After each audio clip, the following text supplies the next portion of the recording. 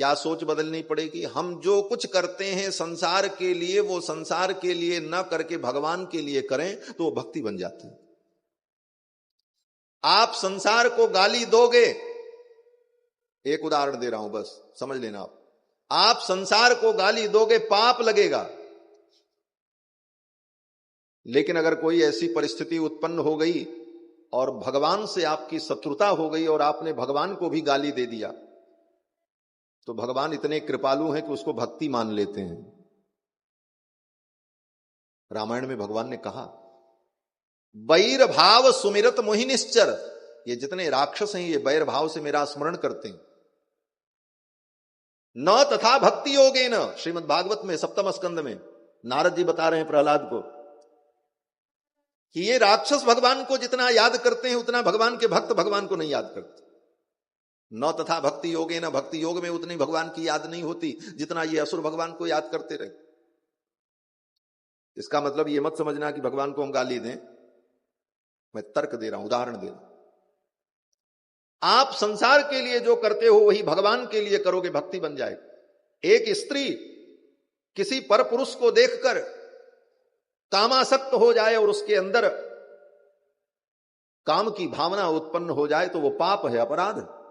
लेकिन कृष्ण गोविंद को देखकर, रघुनाथ को देखकर, परमात्मा के सौंदर्य को देखकर अगर वो भाव उत्पन्न हो जाए तो वही भक्ति। गोपियों का उदाहरण वेद व्यास जी का भागवत में देख ले। कामात गोप्य, वेद व्यास जी कहते, भयात कंस, कामात गोप्य, गोपियों ने तो यही समझा कि कृष्ण बड़े सुंदर हैं। कृष्णम विदुः परम कांत न तो ब्रह्मतया मुने, राजा परीक्षित कह रहे, कृष्ण को अपना कांत समझा, ये मेरे प्रियतम है और ये मुझे प्राप्त हो जाएं, ये मेरा आलिंगन करें, मुझे हृदय से लगा लें, हे प्रियतमा, हे प्राण वल्लभे, ऐसा कहकर मुझे स्नेह प्रदान करें। इस कामना से उन गोपियों ने भगवान को भजा और उनकी वो भावना ही भक्ति बन गई। परिणाम क्या हुआ? बोले आज भी गोपियों की भक्ति की प्रशंसा की जाती है। गोपी प्रेम की ध्वजा जिन गोपाल किए, बस अपने उर्धर श्याम भुजा, गोपी प्रेम की ध्वजा, गोपियां प्रेम की ध्वजा बन गई। नारद जैसे विरक्त महात्मा अपने भक्ति सूत्र में जब भक्ति का उदाहरण देते हैं तो कहते हैं यथा ब्रज गोपिका नाम, जैसे गोपियों ने, यथा ब्रज गोपिका नाम, यही उदाहरण दिया है नारद जी। तो जो कुछ हम संसार के लिए करते हैं वो भगवान के लिए हम करने लग जाएं, यही भक्ति। भक्ति अलग से, भक्ति करने के लिए कोई अलग से कोई आपको कोई ऑफिस बनानी पड़े और उसके लिए अलग इंस्ट्रूमेंट ला करके रखने पड़े या कोई संसाधन जुटाना पड़े, कुछ नहीं। आप जैसे हो, उद्देश्य आपका संसार न होकर के परमात्मा बन जाए, आपका काम क्रोध लोभ मोह ईर्ष्या द्वेष पाखंड छल दंभ ये सारी चीजें ही भक्ति बन जाती। कैसे? काम क्रोध लोभ मोह मद मात्सरी ईर्ष्या द्वेष पाखंड छल दंभ जो कुछ ये सब संसार की तरफ जाए तो बंधन का कारण, और भगवान की तरफ हो जाए तो यही मुक्ति का साधन बन जाता है और यही भक्ति बन जाती है। केवल इधर से इधर करना है। जैसे घर में ताला लगाते हैं तो जिस चाबी से आप ताला बंद करते हैं उसी चाबी से ताला खोलते भी हैं, लेकिन अंतर क्या होता? बोले इधर घुमाया तो ताला बंद और इधर घुमाया तो खुल गया। वही काम क्रोधादिक विकार संसार की ओर हो तो ताला बंद, माया का बंधन, और वही इधर घूम जाए भगवान की ओर तो वही मुक्ति का साधन। ये विशेषता है, यही वैशिष्ट है भगवत भक्ति की। भगवत भक्ति क्या है? बोले हम कुछ भी करें भगवान के लिए करें। श्रृंगार भी करो तो इसलिए मत सजो कि दुनिया देख करके मेरे श्रृंगार का बखान करे, बड़े सुंदर हैं, लोग देखते ही रह जाएं। हम जिस गली से गुजरे उस तरफ लोगों की आंखें टकी टकी लगी रह जाएं, इसलिए नहीं। किस लिए श्रृंगार करें? बोले श्रृंगार में भी ये भावना हो कि हम भगवान के दास हैं, हम भगवान के सेवक हैं। अगर हम फटे हाल रहेंगे, हम गंदे कुचैले रहेंगे तो मेरे प्रभु का अपमान होगा कि अखिल कोटि ब्रह्मांड नायक के दास होकर के फटीचर बने घूम रहे। एक बड़ी सुंदर बात मुझे याद आ गई। श्री राम कथा के बड़े मर्मज्ञ विद्वान श्री विंदु जी महाराज, जिनका नाम आप लोगों ने सुना होगा, बड़ी सुंदर सुंदर पद की रचना उनकी, पद भी आप सुने होंगे। बिंदु जी महाराज का एक ग्रंथ है मोहन मोहनी, जिसमें उन्होंने बड़े सुंदर सुंदर पदों की रचना की है, बड़े सुंदर सुंदर भाव है। ये दास रघुनाथ का नंद सुत का सखा, उन्हीं का पद। श्री बिंदु जी महाराज बड़े उद्भट विद्वान थे। श्रीमद् रामचरित मानस के गायन की परंपरा उन्हीं से प्रारंभ। उसके पहले तक रामचरित मानस की चौपाइयों को लोग ऐसे ही पढ़ते थे, लेकिन संगीतमय गाने की परंपरा बिंदु जी से प्रारंभ हुई। अयोध्या के थे श्री बिंदु जी महाराज, भगवान के परम भक्त, राम कथा के परम उद्गाता, बड़े शौकीन थे। मार हाथों में खूब हीरे पन्ने पोखराज की अंगूठियां, गले में मोटी मोटी चैन, आंखों में सुरमा लगाते, बढ़िया सिल्क की चौबंदी और अचला, और बढ़िया छड़ी जिसमें चांदी सोने के पत्थर जड़े रहते थे, और फर्स्ट क्लास बेशकीमती जूती पहनते थे। कितने प्रकार के तो इत्र लगाते थे महाराज। कथा करने जाएं जब व्यासपीठ पर बैठने के लिए, तो सेवक लोग उनके पैर में इत्र लगाते थे। पैर में इत्र की मालिश, पैर में उनके जब इत्र लगाया जाए तब उसके बाद खड़ाऊं पहनकर व्यासपीठ पर जाते थे। किसी भक्त ने पूछा, महाराज ये पैर में आप इत्र क्यों लगाते हो? बोले जानते नहीं हो, कितने भक्त आएंगे पैर छुएंगे तो कहीं उनको मेरे पैर की दुर्गंध न लग जाए। पैर में इत्र लगा रहेगा तो उनको सुगंधी का अनुभव होगा, उनको प्रसन्नता हो, इसलिए पैर में भी इत्र लगाते। ऐसे महात्मा थे, बड़े शौकीन थे। एक बार कहीं कथा करने गए तो किसी ने कहा कि आप महात्मा हो। लोग महात्माओं के ऊपर बहुत प्रश्न करते, चाहे उनके बाप कभी महात्मा न रहे हो, महात्मा को कैसे रहना चाहिए मालूम न हो, लेकिन महात्मा को क्या करना चाहिए इसकी सलाह लोग जरूर देते हैं। कभी कभी मैं कह देता हूं तुम्हारे बाप भी कभी महात्मा थे, महात्मा को कैसे रहना चाहिए तुमसे सलाह लेने की हमको जरूरत नहीं। सीधी सीधी बात, महात्मा को क्या करना चाहिए महात्मा जानते। ये जब महात्माओं के बीच में रहोगे तब पता चलेगा। तो बड़े शौकीन महात्मा थे महाराज बिंदु जी। किसी ने कहा, महाराज आप महात्मा होकर के इतनी शौक करते हो, महात्माओं को तो त्यागपूर्ण जीवन जीना चाहिए, और इतनी शौक, इतने सुंदर सुंदर कपड़े, इतना इत्र, इतना फुलेल, इतनी माला, इतना सोना चांदी। तो उन्होंने क्या जवाब दिया? उन्होंने कहा, साहब एक मुख्यमंत्री और प्रधानमंत्री का जो सेवक होता है वो कितने ठाट बाट से रहता है। अगर वो फटीचर रहे तो मुख्यमंत्री ही उसको भगा देगा, बोले ठीक ठाक पहन करके आओ मेरे साथ तुमको रहने। और मैं अखिल कोटि ब्रह्मांड नायक का सेवक हूं, लक्ष्मीपति का सेवक हूं, अगर दरिद्र बन करके घूमूंगा तो मेरे परमात्मा का अपमान होगा, मेरे ईश्वर का अपमान होगा।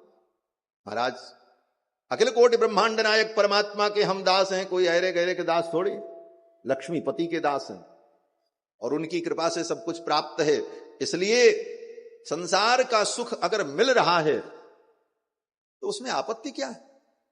ये भगवान की कृपा से प्राप्त है। किसी का गला काट करके तो नहीं लिया है, किसी से छीन करके नहीं लिया, डाका डाल करके नहीं लिया, प्रेम से भक्तों ने दिया है और महात्मा उसका उपयोग कर रहे हैं। तो देखने वालों की आंख क्यों फूटती है भाई? हम तो पूछते, अगर विचार करो तो भाई किसी ने श्रद्धा पूर्वक ही तो दिया होगा, और महात्मा आनंद से रहते हैं तो उस आनंद में आप भी आनंदित हो जाओ। तो भगवान के लिए श्रृंगार करो तो ये श्रृंगार भी भक्ति है। मेरे श्रृंगार को देख करके भगवान रीझ जाएं, इस भाव से अगर श्रृंगार हो तो श्रृंगार भी भक्ति। महाराज गोपियों ने श्रृंगार किया, बधूटियों ने वृंद वृंद मिलिप चली लुगाई, सहज श्रृंगार किए उठ धाई, कनक कलश मंगल भरिथारा, गावत पैठई भूप द्वारा। दशरथ जी के द्वार पर बैठकर वो बधूटियां बधाई गाने लगी। कल आपने एक बधाई अयोध्या की सुनी, आंगने में बधैया बाजी। कल तो इतनी बधाई हो गई महाराज, सब जितने महात्मा अयोध्या के थे सब बधाई गाने के लिए आ गए थे कल।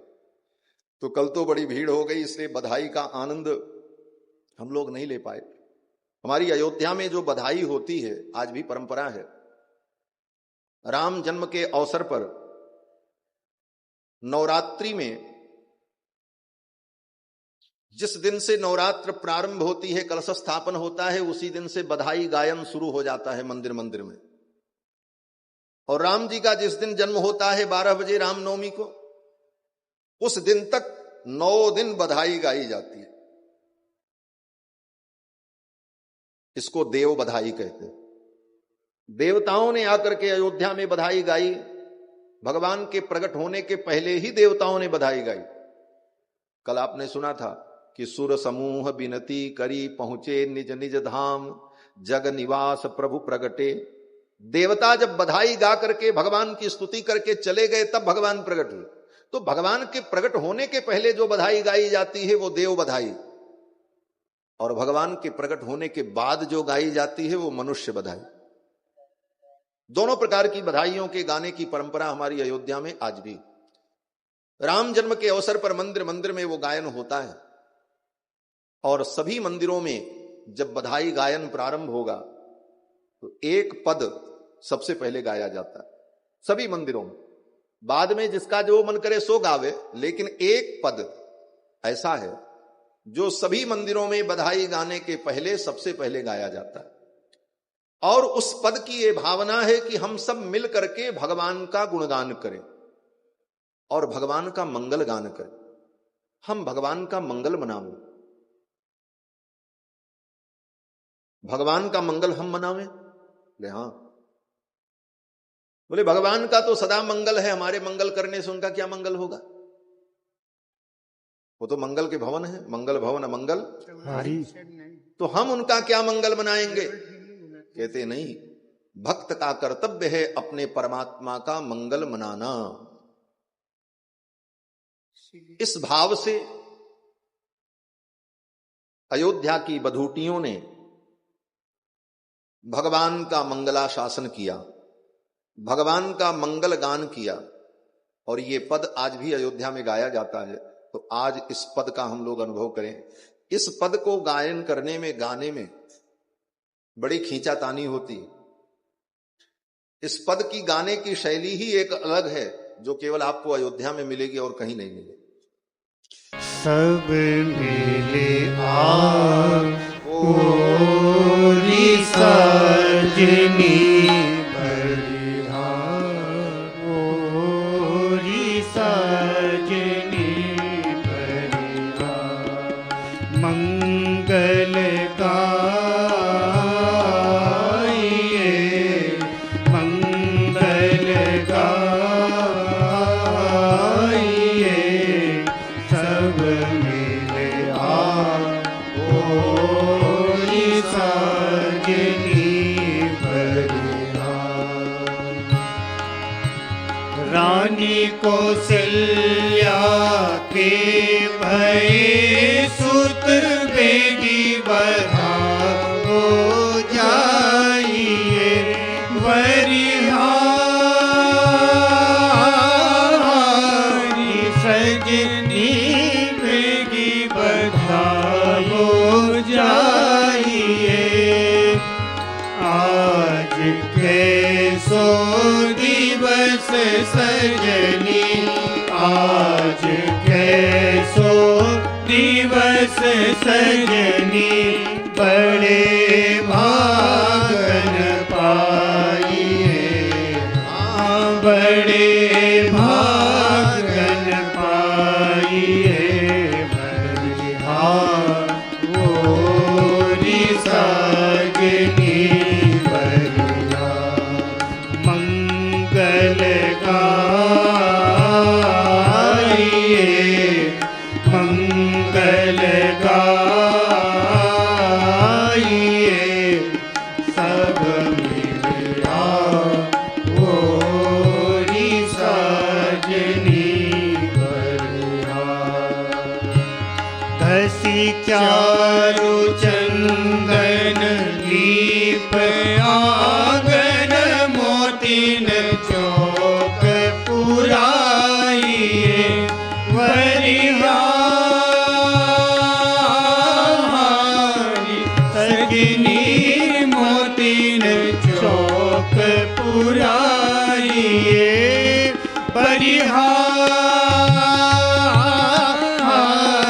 सजनी मोतिन चौक पुराइए।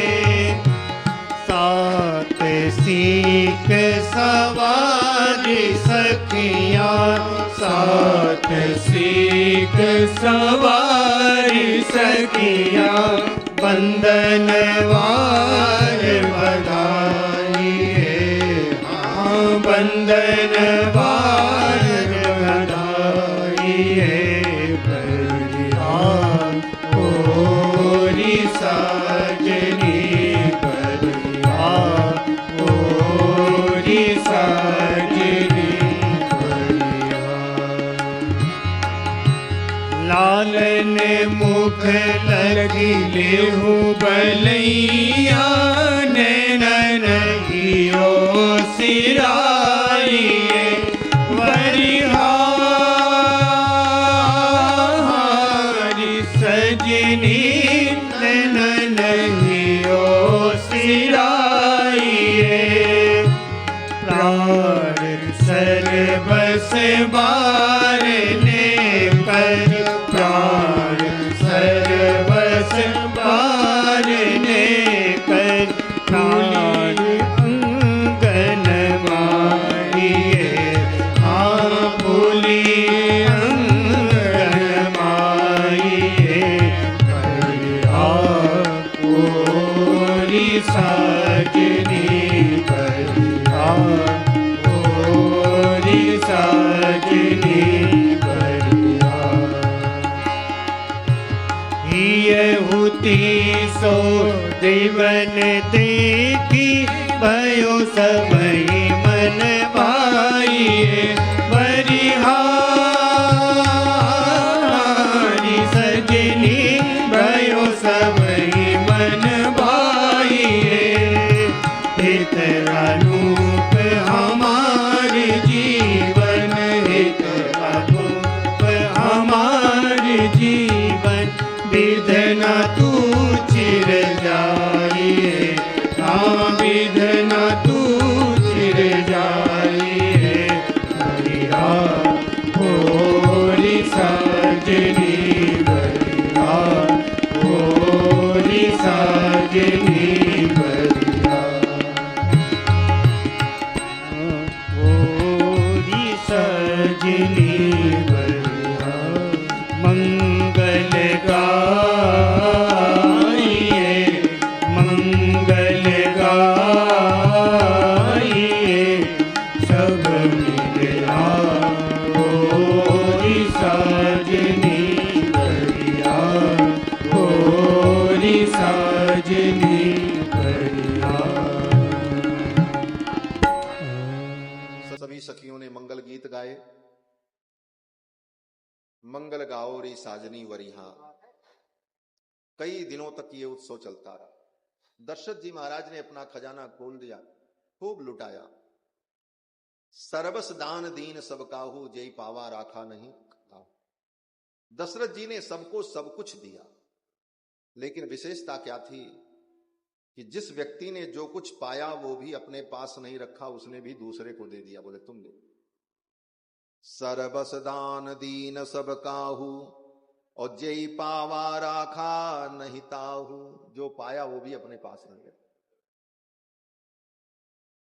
गोस्वामी तुलसीदास जी कहते हैं कि देत सबन मंदिर रितये, दे दे करके लोगों ने अपने घर को खाली कर दिया, लुटा दिया।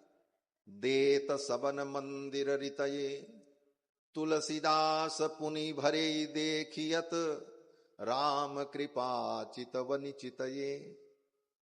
देत सबन मंदिर रितये, दे दे करके लोगों ने अपने घर को खाली कर दिया।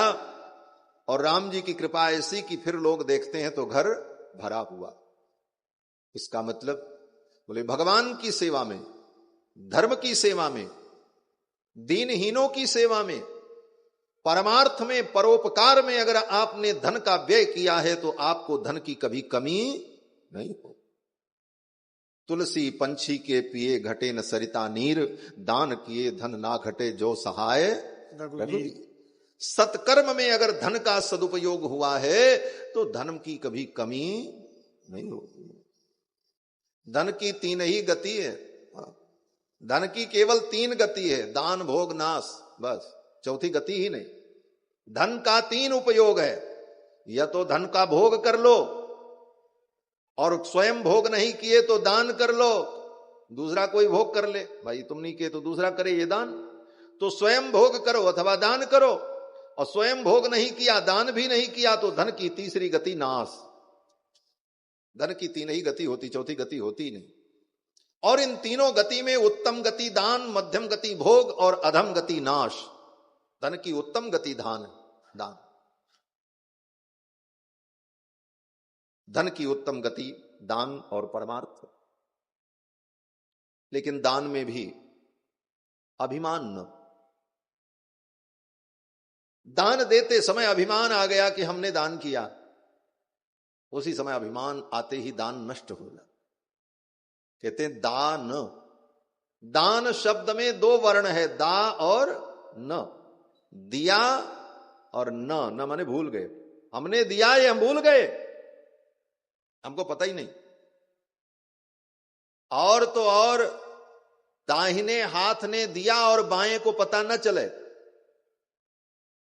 और आजकल लोग दान करते हैं तो कहते हैं मंच पे हमारा अनाउंसमेंट कर दीजिए महाराज हमने इतना दिया, तुम्हारा सब दान गुड़ गोबर हो गया, बेकार हो गया।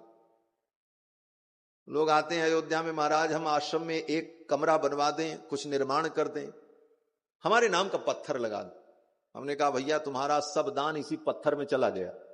क्यों? बोले तुमने दुनिया को दिखाया पत्थर लगा करके कि हमने बनवाया है, उसका पुण्य तुम्हें यश के रूप में प्राप्त हो गया, अब उसका पुण्य खत्म। लेकिन लोग नाम के लिए मरते। इस दुनिया में कोई भी किसी का नाम ज्यादा दिन रहता होता नहीं। इस दुनिया का सम्मान और अपमान दोनों अनित्य है। कितना भी नाम कमा लो, ज्यादा से ज्यादा 100 वर्ष 200 वर्ष बाद, उसके बाद भूल जाएंगे। इसी पृथ्वी पर कितने राजा भये होंगे, बड़े बड़े राजा महाराजा, किसी का नाम किसी को मालूम है? कुछ लोगों का नाम लोगों को याद, जो ऐतिहासिक पुरुष हैं। बाकी किसको कौन याद रखता है इस दुनिया में?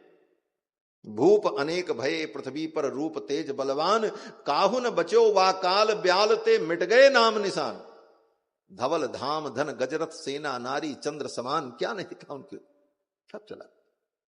इसलिए संसार की लोकैषणा, नाम अमर रहेगा, बोले इसके चक्कर में भी नहीं पड़ना चाहिए। काम अच्छा करो बस, उससे कितना नाम आपका अमर होगा कितना अमर नहीं होगा इसके चक्कर में मत पड़ो, काम अच्छा करते चलो। नाम किसी का नहीं रहा। इस दुनिया में सब कुछ नित्य है, नाम रूप ही अनित्य है। नाम और रूप दोनों अनित्य है, यही तो वेदांत है। सब कुछ नित्य है लेकिन नाम रूप अनित्य। मट्टी नित्य है लेकिन उसका नाम रूप अनित्य है। क्यों? बोले उसी मट्टी को सान करके कुल्हड़ बना दो तो उसका रूप बदल गया, नाम बदल गया, नाम बन गया कुल्हड़, और रूप भी बदल गया। और फिर वो फूट जाए, सन जाए, और उसके बाद तोड़ करके फिर उसका कुछ और बन जाए, घड़ा बन जाए, बोले रूप बदल गया, नाम बदल गया। घट, नाम बदला रूप बदला, वस्तु नहीं बदली, मट्टी वही है। नाम और रूप ही संसार में बदलता, नाम रूप अस्थाई रहता ही नहीं इस दुनिया में किसी भी वस्तु। बाजार से ले आए कपड़ा थान का, काट करके पैंट बन गई, बोले अब नाम हो गया पैंट, रूप बदल गया। नाम बदला रूप बदला कि नहीं बदला? संसार की हर वस्तुएं, चाहे हम हो, आप हो, शरीर हो, वस्तु हो, पदार्थ हो, नाम रूप नहीं टिकता, वो बदलता रहता है। वस्तु तो रहती है, हम आप रहेंगे लेकिन न हमारा नाम रहेगा न रूप रहेगा, न ये रूप रहेगा न ये नाम रहेगा। क्योंकि पिछली बार भी कितने रूप कितने नाम थे, वो आज नहीं है, ये तो ये भी नहीं रहेगा। इसलिए नाम रूप की तृष्णा भी छोड़ देनी चाहिए। नाम रूप की तृष्णा से ऊपर उठ करके कार्य की तृष्णा हो, हम अच्छा कार्य करके चले जाएं, बस उसके बदले में मुझे क्या नाम मिलेगा इसकी चिंता नहीं। तो भगवान के कैंकर्य में, धर्म में, परमार्थ में, परोपकार में, परहित में धन व्यय हो तो धन सार्थक होता है, उसमें नाम की तृष्णा न रहे। और कहीं प्रत्युपकार की भावना भी नहीं होनी चाहिए। गीता में भगवान श्री कृष्ण ने जब सात्विक राजस तामस 3 प्रकार की वृत्तियों का वर्णन किया, तो उसी प्रसंग में दान का वर्णन करते हुए भगवान कृष्ण कहते हैं, अर्जुन दान भी 3 प्रकार का होता है, सात्विक राजस तामस। सात्विक दान क्या है? बोले दातव्यमिति इद्दानम, दातव्यमिति यद दानम दीयते नुपकारिणे देशे काले च पात्रे च तद्दानम सात्विकम स्मृतम। भगवान कहते हैं, कृष्ण भगवान, कि दातव्यमिति यद दानम, हमको दान देना चाहिए, दान देना हमारा कर्तव्य है, इस भाव से हम दान। और दीयते अनुपकारिणे, जिससे हमें कोई उपकार की अपेक्षा न हो। आप किसी की सहायता करो, किसी का दान, किसी को दान दो, और मन में ये भावना करो कि आज हम इनकी सहायता कर रहे हैं तो मौका पड़ने पर ये हमारे काम आएंगे। उनसे प्रत्युपकार की भावना आपने पाल ली अपने मन में कि भविष्य में ये मेरे काम आएंगे, और आपने उनका कभी भविष्य में उपयोग किया कि उस समय इनकी सहायता हमने की थी इसलिए ये मेरा सहयोग करे। बोले वो फिर दान नहीं रहा। अनुपकारिणी, जिससे हमें उपकार की कोई अपेक्षा भी न हो। दातव्यमिति यद्दानम दीयते नुपकारिणे देशे काले च पात्रे च, देश काल और पात्र का निर्णय करके जब हम दान करते हैं तद दानम सात्विकम स्मृतम, वो दान सात्विकता। इस प्रकार से अगर हम सत्कर्म में अपने धन का व्यय करते हैं तो कभी धन की कमी नहीं।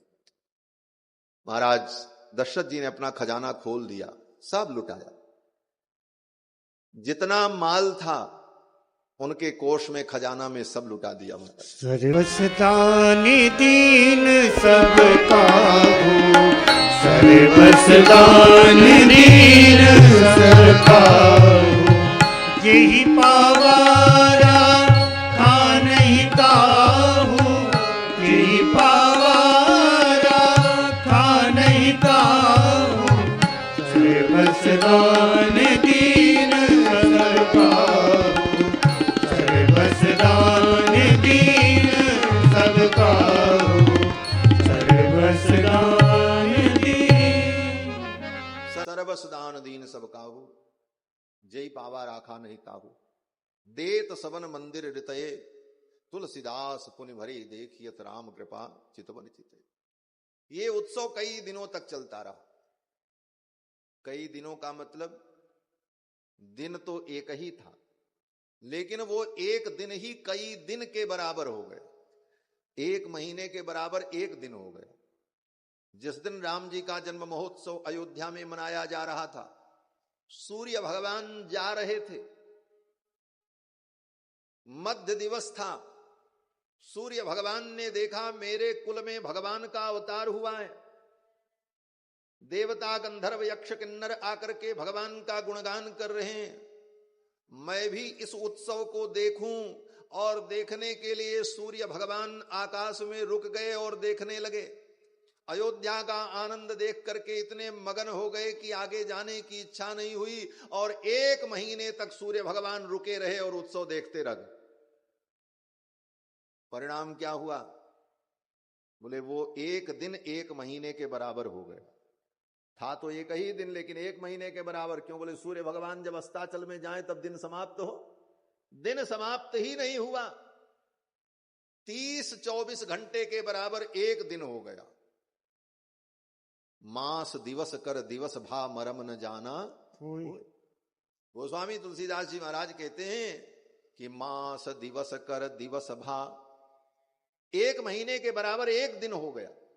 मास दिवस कर दिवस भा और मरम न जाना कोई। इस मर्म को, इस रहस्य को कोई जान नहीं पाया। रथ समेत रवि था केऊ निशा कवन विधि होए। रथ के सहित सूर्य भगवान रुक गए, रात्रि हुई नहीं, एक महीने के बराबर एक दिन हो गया। अब महाराज ये कैसे हो गया? बोले कुछ भी हो सकता है, भगवान की लीला में कुछ असंभव नहीं है भाई।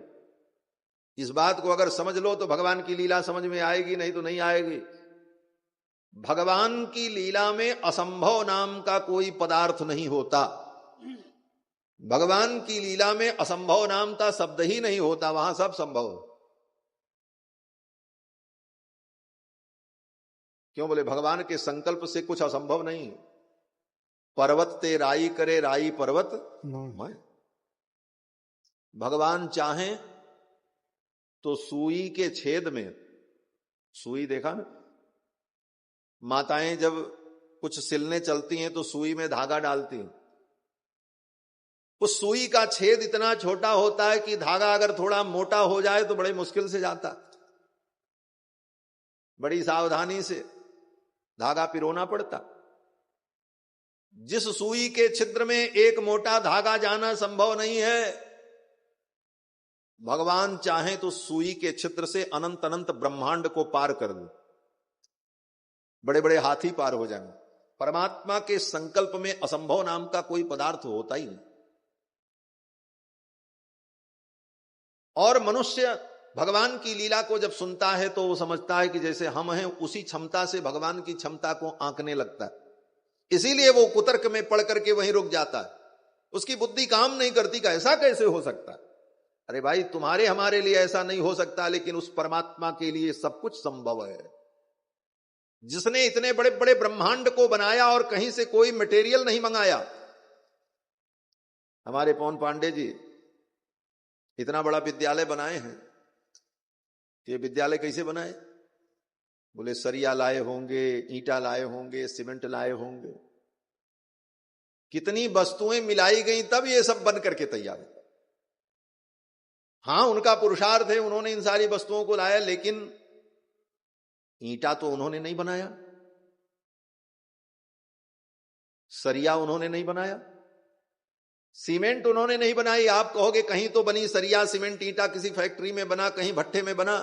बोले वहां भी जिसने बनाया था उसने अपने मन से नहीं बनाया, मट्टी से बनाया। मट्टी उनके बाप ने नहीं बनाई, मट्टी तो भगवान ने बनाई। पानी बोले परमात्मा ने बनाई। हम कुछ भी बनाते हैं तो स्वतंत्र नहीं है, परमात्मा की बनाई गई वस्तु का ही इधर उधर करके मेल करा करके कुछ कर लेते हैं और फिर अपना कर्तृत्व मान लेते हैं, हमने किया।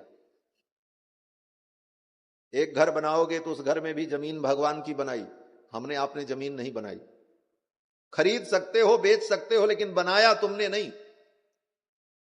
जमीन भगवान की बनाई, पानी परमात्मा का बनाया, आकाश परमात्मा का बनाया, वायु परमात्मा का बनाया, उसी का उपयोग कर लिया। और कहीं का ईंटा, कहीं का रोड़ा भानुमती ने कुंबा जोड़ा और कह दिया हमने सब कुछ कर लिया।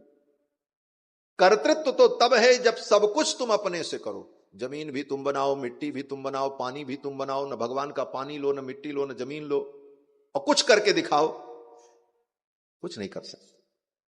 और भगवान ने इतना बड़ा ब्रह्मांड, अनंत अनंत ब्रह्मांड बनाया, न किसी से जमीन लिया, न किसी से मिट्टी ली, न किसी से पानी लिया, न किसी से कोई संसाधन का सहयोग लिया। तब कैसे बनाया? गोस्वामी जी महाराज कहते हैं, जेहि सृष्टि उपाई त्रिविध बनाई, संग सहाय न दूजा। किसी की सहायता नहीं। जेहि सृष्टि उपाई त्रिविध बनाई, संग सहाय न दूजा। ये भगवान का कर्तृत्व। तो भगवान की लीला में असंभव नाम का कोई पदार्थ नहीं होता। उनके लिए असंभव कुछ नहीं, वो जो चाहे सब संभव है। उनका संकल्प ही सब कुछ कर देता। तो भगवान की लीला 1 महीने के बराबर दिन हो गया। मास दिवस कर दिवस भा मर्म न जाना कोई, रथ समेत रवि था केऊ निशा कवन विधि होए। अब रात हुई नहीं, सूर्य भगवान रुके रहे। 1 महीना हो गया। चंद्र देवता जो थे वो पीछे खड़े हैं कि सूर्य भगवान आगे बढ़े तो हम चलें, क्योंकि ग्रहों की गति तो सूर्य पर ही टिकी। सूर्य भगवान की गति के अनुसार ही सारे ग्रहों की गति होती। आज का विज्ञान सूर्य को गतिमान नहीं मानता। आज का विज्ञान कहता सूर्य गतिमान नहीं है, पृथ्वी गतिमान है। पृथ्वी चल रही है, सूर्य नहीं चल रहा। जबकि हमारे भारतीय ज्योतिष विद्या के अनुसार, सिद्धांत ज्योतिष के अनुसार सूर्य गतिमान है। सूर्य की गति से ही सब कुछ ब्रह्मांड में ग्रहों की गति का चालन और अध्ययन होता है। और वो सत्य है। आज नहीं, लाख वर्ष बाद वैज्ञानिकों को भी इस निष्कर्ष पर पहुंचना होगा कि सूर्य यतिराज है।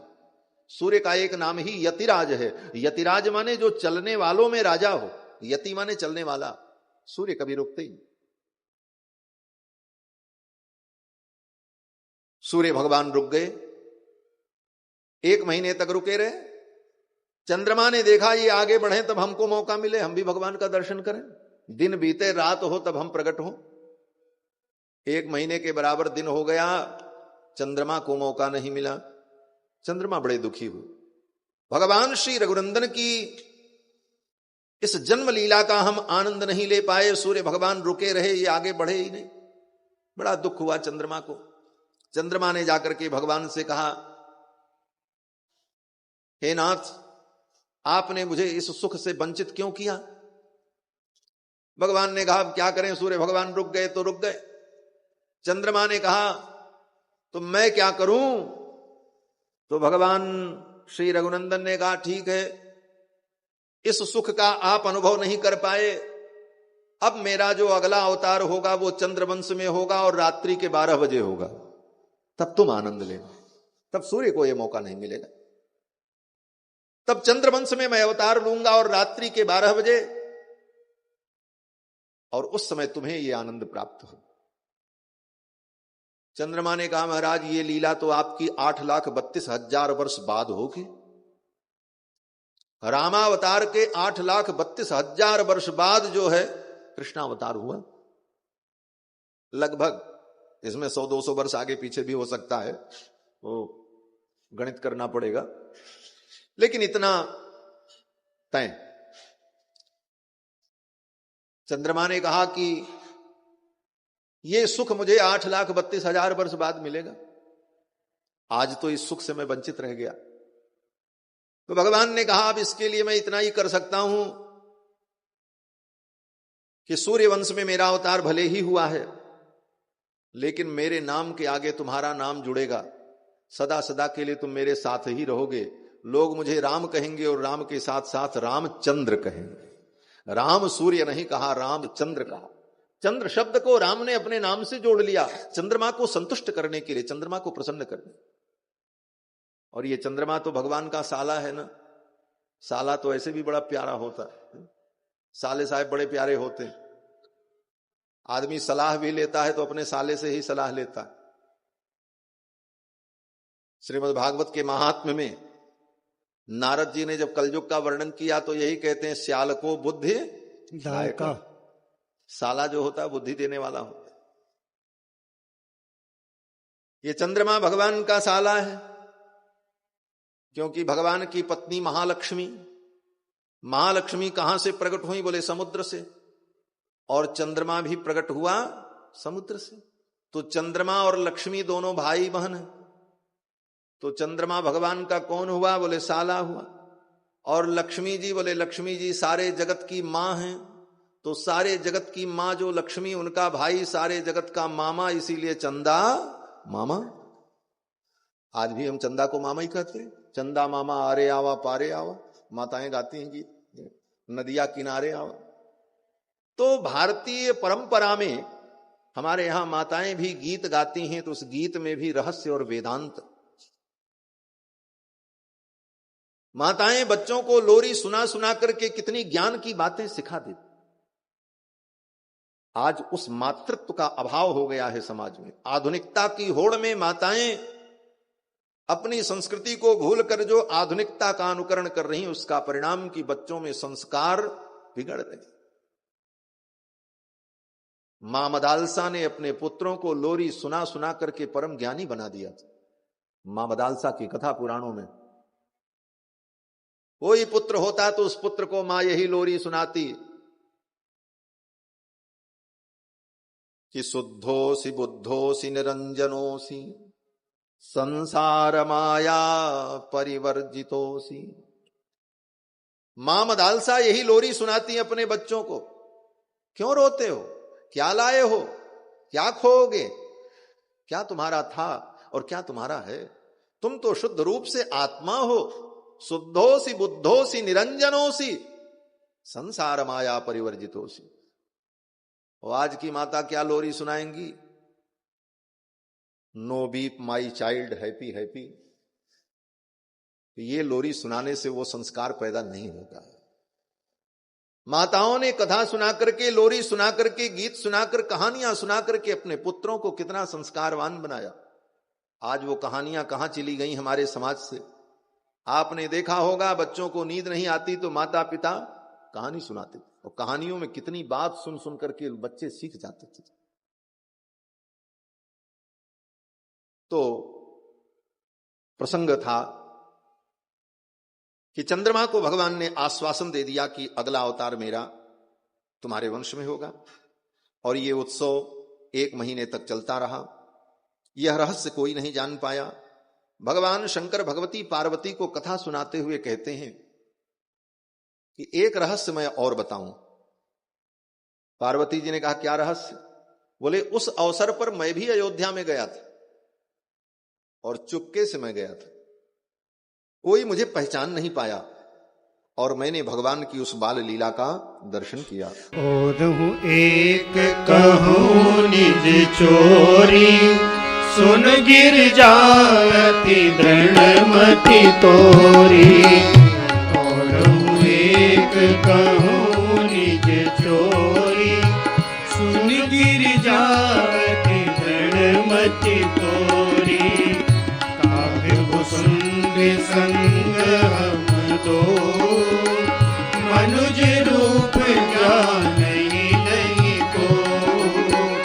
काव्य भुसुंड संग हम दो, मनुज रूप जानहि नहीं को। परमानंद प्रेम सुख भूले, बीत फिरहि मगन मन भूले। परमानंद प्रेम सुख भूले, बीत फिरहि मगन मन भूले।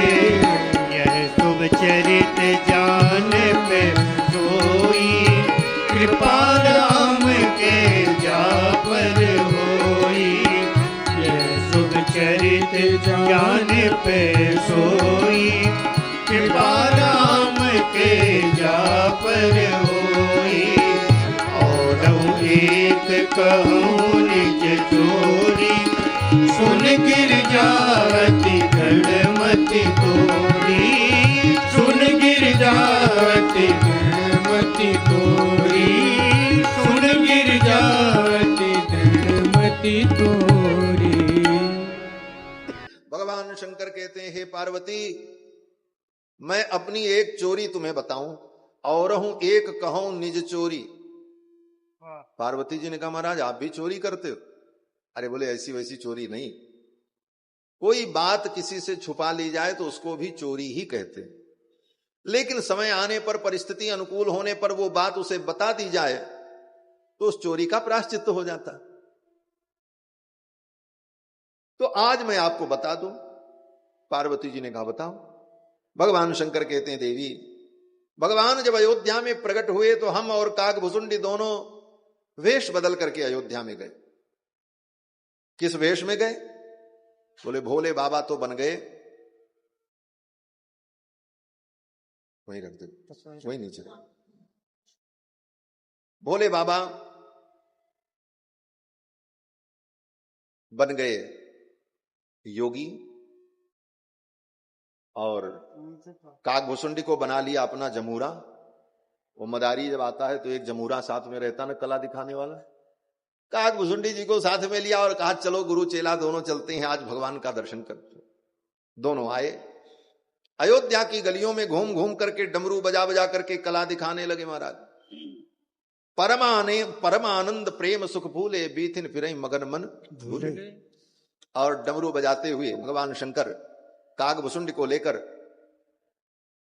अयोध्या के राजमहल के द्वार पर पहुंच गए और डमरू बजाने, अलख निरंजन आज मैं अयोध्या के राजकुमार का दर्शन करने आया।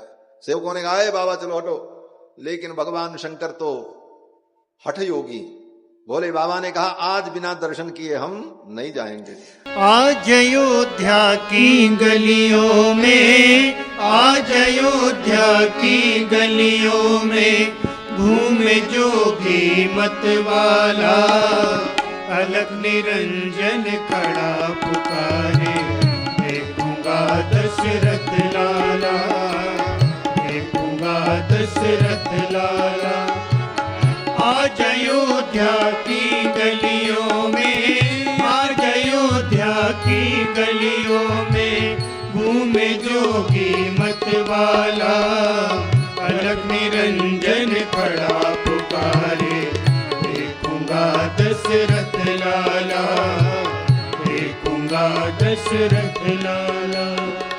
शैली सिंगी लिए हाथ में, अरु डमरू त्रिशूल लिए, चमक क्षमा छम नाचे जोगी, दरस की मन में चाह लिए।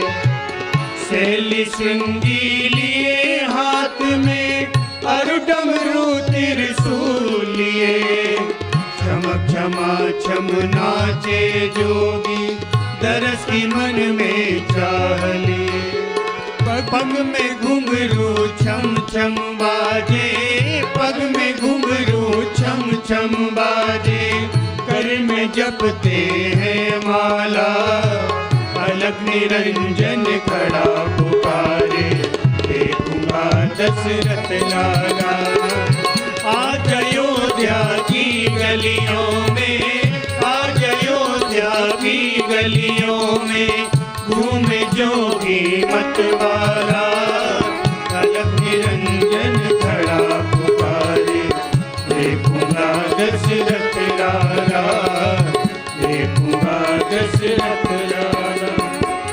अंग भभूति रमावे जोगी, बागंबर कट में सोहे, जटाजूट में गंग विराजे, भक्ति जनों के मन मोहे।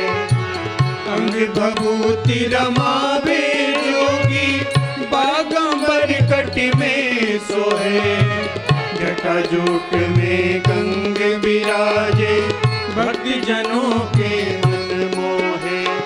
मस्तक पर है चंद्र विराजे, मस्तक पर है चंद्र विराजे, मस्तक पर है चंद्र विराजे, मस्तक पर है चंद्र विराजे। गले में सरपन की माला, अलग निरंजन खड़ा पुकारे, देखूंगा दशरथ लाला, देखूंगा दशरथ लाला। आज अयोध्या